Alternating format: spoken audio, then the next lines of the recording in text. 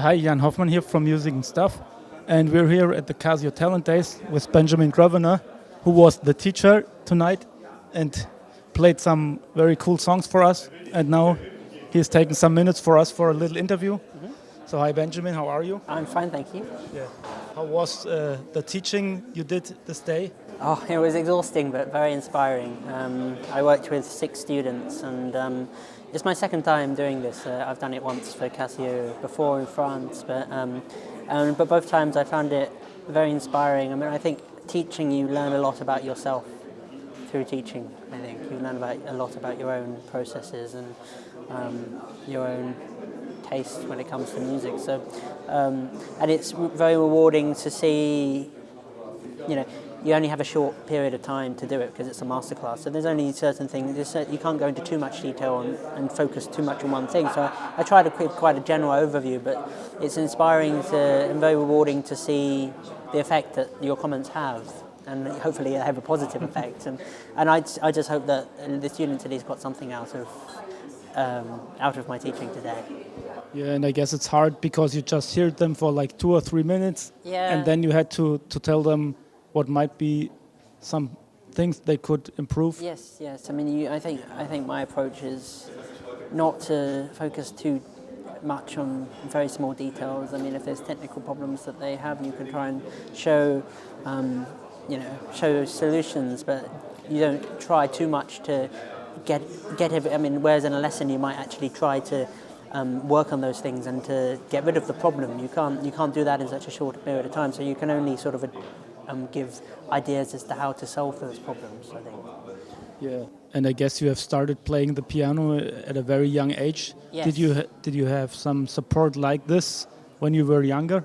Yeah, I mean, I had lessons. I entered local festivals when I was quite young, and then sort of a similar experience as well. I had master classes like this, but my mum was my first piano teacher, so I had a lot of support from her. She started me off, and she gave me the support I needed in the early days. And then when I was about 9 or 10, I started learning with someone else. But for about four years, my mother was my sole teacher. Do you remember when you thought, oh, I could be a professional musician? I think it was when I first started performing, and I really liked the experience of being on stage and communicating with an audience, and that was really what made me think it might be something I'd like to do. I mean, I knew I loved music, but it was that act of sort of delivering what it was that I'd been working on and sharing it with people, which was something that I found very appealing.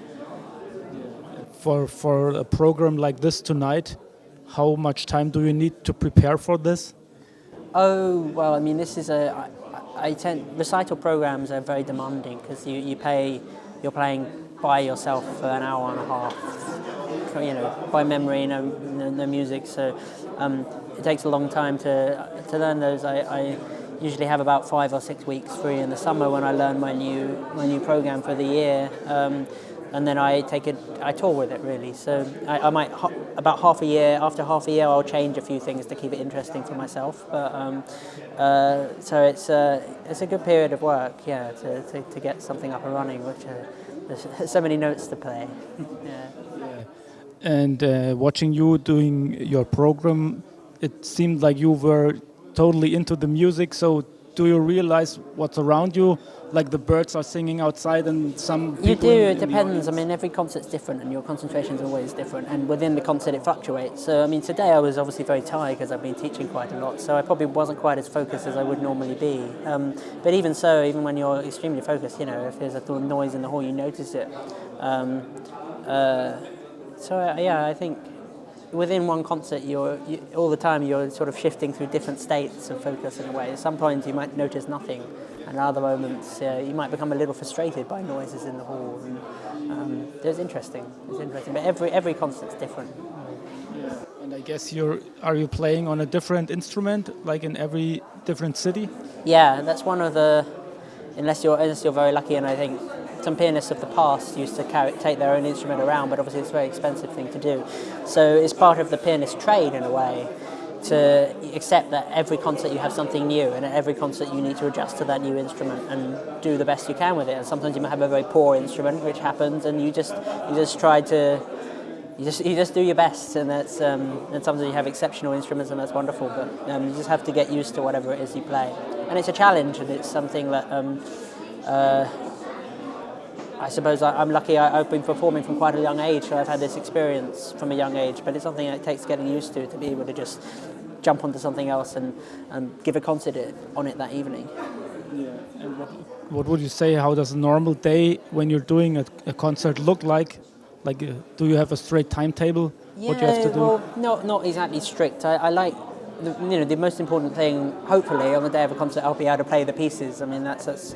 But there's always subtle things I'm working on and new ideas that I'm trying and things that didn't quite work so well on the last concert. So I'll have, usually in the afternoon, about 3 hours, which is really time to get used to the piano that I'm performing on. But, obviously also I'm adjusting certain things and working on some things I didn't like from the previous concert, say. So usually I don't do anything in the morning, but in the afternoon I have about 3 hours when I work on the concert piano and get used to it for the concert that evening.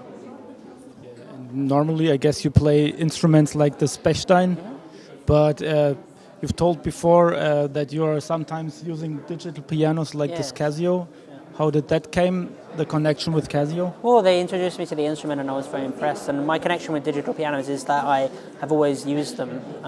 My mum's a piano teacher, as I said, but I also have a family of 4 brothers, so it was a very busy household and I couldn't practice on things like this all the time.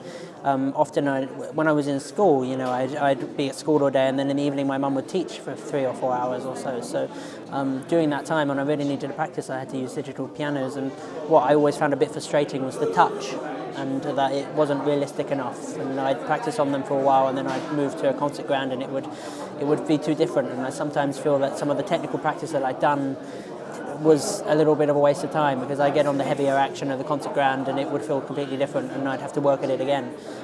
So what I find very interesting about this piano is the fact that it has this quite advanced action in it, which is very realistic, and it's weighted like a concert ground under your fingers. So I find it quite, even now, I have one and I use it a lot when I can't, late at night when I want to practice, and I think it's very useful.